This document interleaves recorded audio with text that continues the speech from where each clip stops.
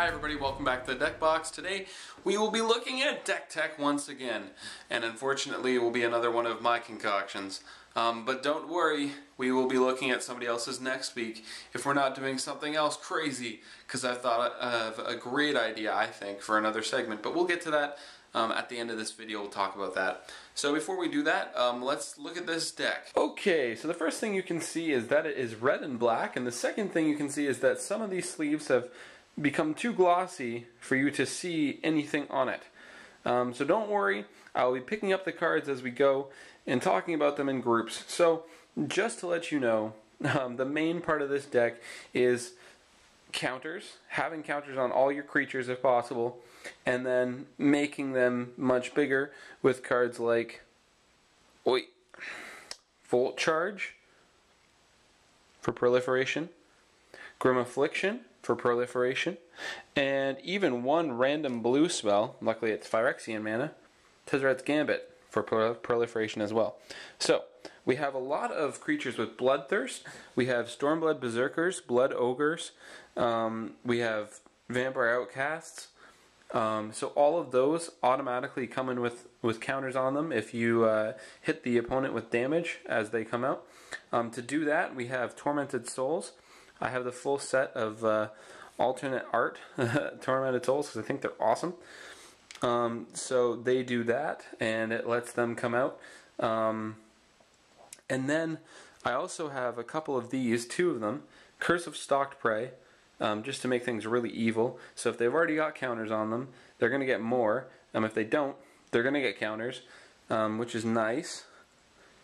And plus, I found that the Curse of Stalked Prey works really well with the Tormented Souls because they usually sit there and don't get touched, but now they become something that they have to get that they need to be dealt with.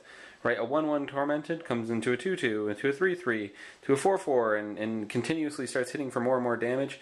It's kind of scary. And some of our other creature cards we have is the Rakish Air, 3 of those.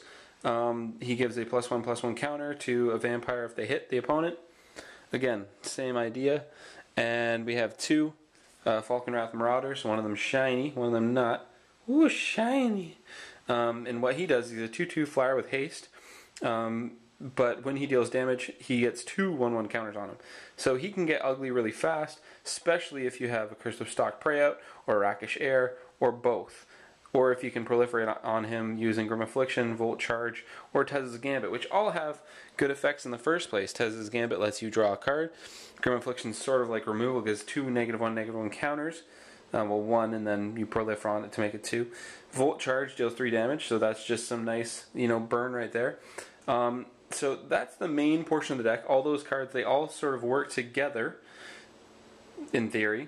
And we'll get to that in a minute. And the last part is at the bottom here, these last little strip of cards here. They're just kind of extra, just meant to just punch the opponent. We have 2 Shock for burn, 2 Incinerate just for more burn, and then we have 2 Bloodseeker. Oh, that's the one you can't see, so I'll pick that one up for sure. 2 Bloodseeker, and what he does is when the opponent plays a creature, I may have them lose 1 life, so it just constantly punishes them for playing anything. Well, for playing creatures, that is. 2 Disentomb as well, which then basically, if there's a creature that I really like Falkenrath Marauders or this girl right here, who ends up dying, I can get them back, which is nice little extra bit to have in. And last but not least, 1 Olivia Voldaren. She just kind of wanted a home, and this deck seemed good for her because it's vampires mostly, and kind of nice flavor, and she just does really good things. So, she's kind of a bomb. She's a force. You don't get rid of her. She does ugly things. So, she's cool. She's cool to have in there. So, my people, you may be thinking, well, this deck tech seems kind of different than the others. It's not quite as polished. This is a very, very new deck. And before I get to that, let me finish the teching. 2 Dragon Skull Summits. You always forget about the lands. 2 Dragon Skull Summits. 11 mountains, 7 swamps. Done. Okay, now my point is, this deck is not finished.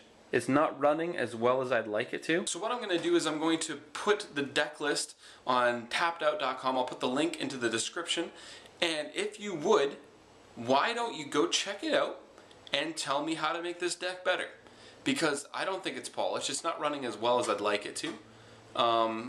Try and keep it within the idea that I have going right now, and that basic idea is I want every creature that have a counter on it, if possible, and I want them to be growing with proliferate as I hurt things and do stuff, and I just want it to be evil. So I'd love to see your input, to see what you would do with this deck, and who knows, maybe I'll make some changes depending on what you say it is, and maybe it'll run better. And it'll show how strong this little deck box community is. Now, on to other business. I know videos have been coming up a little bit late this week because things have been crazy, but I'm going to try and get back on track for this week coming up. And one of the things I'm going to try and do is a new segment altogether. I feel like deck tech isn't something that we need to do every week, possibly, maybe every other week, and sub in another thing in its spot every other week. And I didn't know whether I should tell you guys about it or not, but I think I will. What we're going to be hopefully trying out is some draft possibilities. I'm going to probably do the round table discussion type thing, and we will take a look at a simulated draft pick, the first pick, and you know, we'll talk about different scenarios, and we'll talk about, you know, what cards we would take, why, and really delve into the drafting experience. So I hope you'll enjoy that. Let me know what you think about that, if you think it's a good idea or not. But yeah, that's it for the deck box today. Thank you for watching. I hope you enjoyed. Like, comment, and subscribe if you feel it's necessary. I'd really appreciate it. And as always, roll for choice, people.